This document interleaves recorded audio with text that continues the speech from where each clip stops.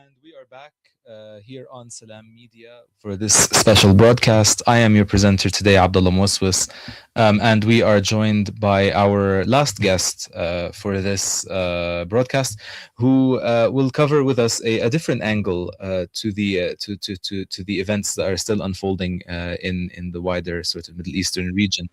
We are joined live from the Netherlands by Ghulam Ali Murtaza, who is a doctoral researcher at Leiden University.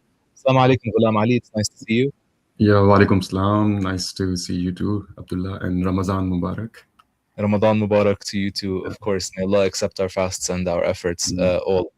Mm. Um, Ghulam Ali, just to kind of go into it immediately. Um, Obviously, throughout most of the special broadcast today, we've been talking a lot about Iran and Israel and what's been going on there. But just next door to Iran as well, there has been the outbreak of what possibly could be another war in the region between Pakistan and Afghanistan. So just to kind of start us off, do you mind telling us briefly, sort of summarizing what has been happening there in recent days and weeks? Yeah, Abdullah, I think it's already a war. I mean, that's what our Defense Minister Khawaja Asif has said. And they have launched, the Pakistani military has launched an operation called Ghazbe lil Haq, and it's still ongoing. So the immediate context is that there were there was like a series of incidents, militant attacks inside Pakistan.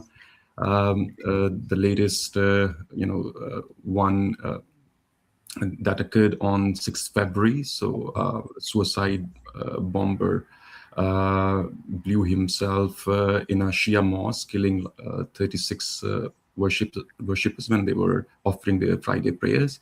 And then, there have been other minor attacks as well, targeting security forces. So that's the immediate context. But as you know, I mean, this contest between the military and the TTP, the group, that's an alliance of militants that are operating, as Pakistanis believe, their leadership is based in Afghanistan. They're operating from Afghanistan.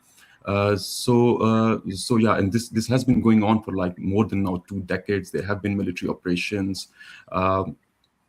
I mean, there have been negotiations, but this is something that hasn't stopped. And I mean, Pakistanis have paid a heavy cost, or like 100,000, more than 100,000 civilians, including civilians and security personnel. They have died. Yeah, our economy has suffered. Pakistan's image has suffered, and so yeah. So this is something that is very. I mean, this is a very, right now we have a very dire situation, and yeah. Thank you for that. And I mean, in that you mentioned as well the TTP. Just for our listeners who are unaware, of course, the TTP is the Tehrik-e-Taliban Pakistan. And I'm sure they'll be quick to notice that the operative word within their name is the Taliban. And so if you can just give us a little bit more background into who that is and what is their relationship with the Taliban, right? The Afghan Taliban. And how that kind of plays into all of this. Yeah, I think that's probably the most important question. So Taliban, the TTP, I mean, as I said before, I mean, they have been, fighting against the Pakistani, state for like more than 2 decades. So it's an alliance of various militant groups, and most of, the people who are part of these groups are from what was earlier called, the tribal belt, in Pakistan, which borders Afghanistan. And after the military launch, operations, they fled to Afghanistan, and yeah, there was little respite. But then when Taliban took over power, I mean, then they they have now almost a secure base in Afghanistan from which they are carrying out these attacks.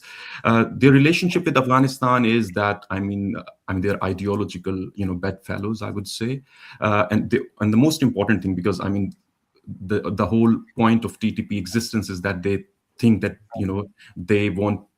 I mean, that Pakistan is not a I mean, it's not a proper Islamic state, and they want to impose their own version of Islam, not only in those, like border, like areas or tribal areas, but like, I mean, across, like, across Pakistan. So they have this perverted, understanding of Islam, distorted, their understanding of Islam, and they want to implement and impose it by force. And so religion is very important for them, and they, have pledged allegiance to the leader of Afghan Taliban. Oh, now this is the most important thing. So when the Taliban say that, like, we don't have any control over them, or we don't, I mean, it's Pakistan's internal matter, that doesn't make sense, because, I mean, since they have pledged allegiance to the, to the leader of Afghan Taliban, and if they're not listening to them, and how can they then allow them to operate there, right? So this is something, not true at all.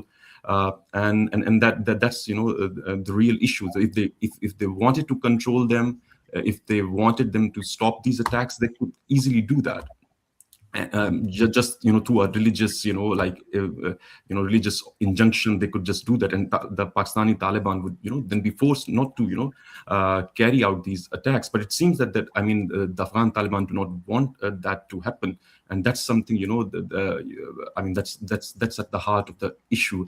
And the reason, and the reason they do not want to do, apart from, this ideological, like, I mean, convergence they have, these TTP fighters also fought along with them against the Americans, right? So it's simply that there, I mean, there is, like, there are, like, personal relationships also, I mean, intermarriages, and these dynamics are also at play. So it's simply that, I mean, they're, their own people. So, and they have fought alongside them, and especially when Taliban didn't have the space to operate from Afghanistan, and they took shelter in Pakistan tribal area, when, the Americans were present. These people provided them shelter. These provided them all with logistics and all of that. So I think they are very deeply connected, and that's probably the reason. I mean, it's very hard for Pakistan to kind of differentiate between them. But yeah, but I mean, then Pakistanis should have known this all along, but still they supported the Afghan Taliban, and they hope that, once they are in power, this threat they could, contain, the TTP would stop, I mean, attacking the Pakistani state. And probably they were under this illusion. So we can talk about it, some larger Afghan policy, but yeah, that's the. Mhm. Yeah, and I think something interesting. Thank you for that. And I think it's really important for kind of these different actors to be understood in within their own context and for who they actually are.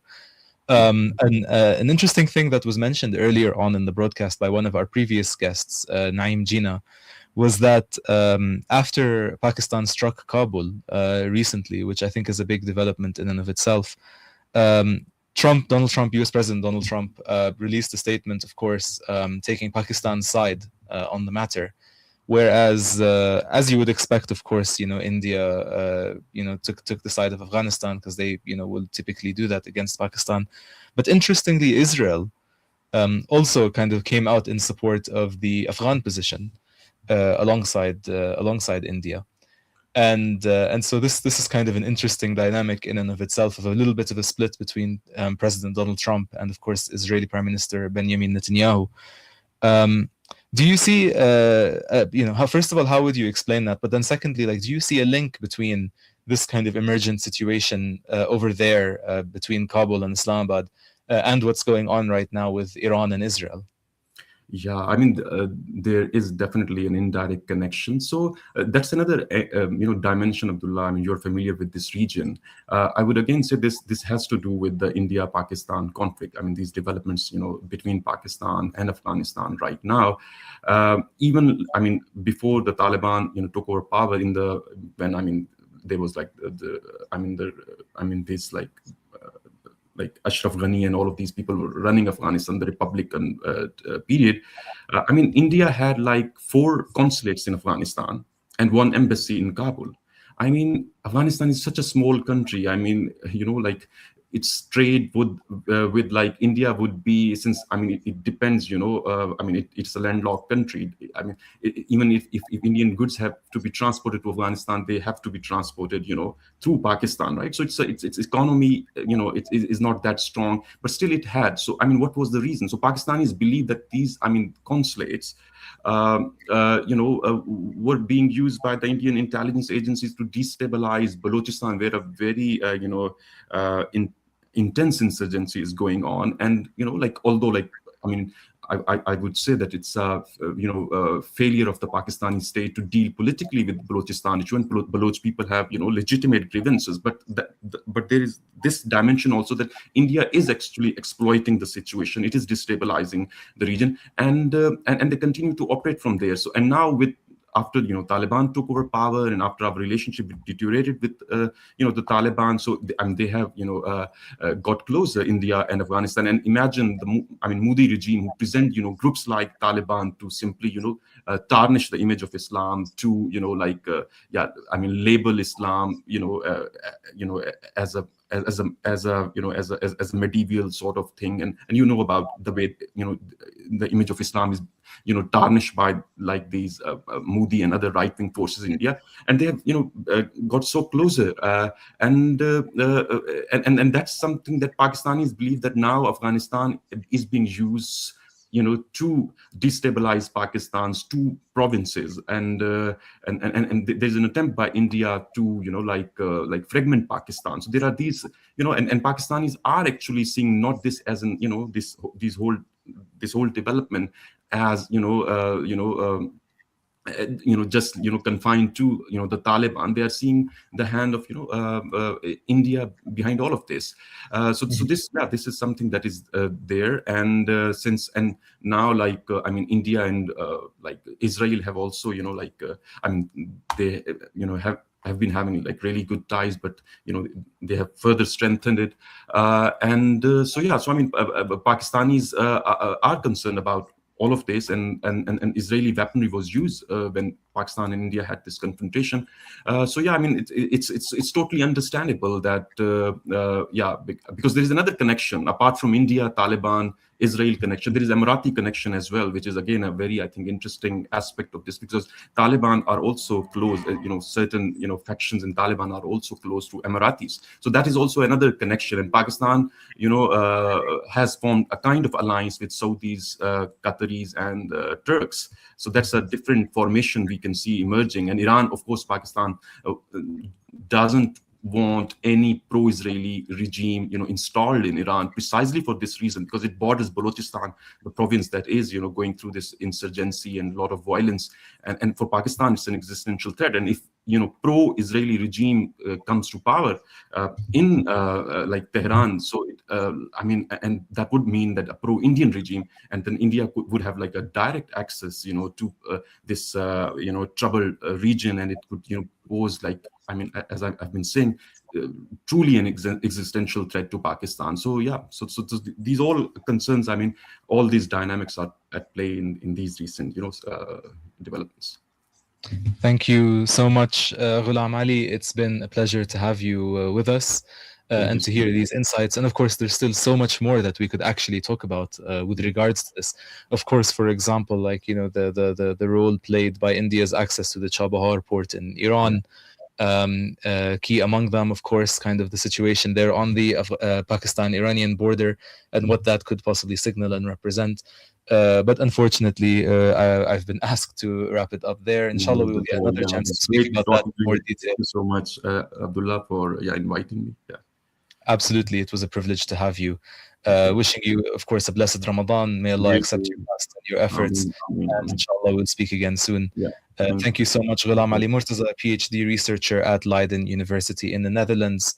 We'll be back after the break to speak to Karl Neuhaus, a member of Parliament for the Economic Freedom Fighters.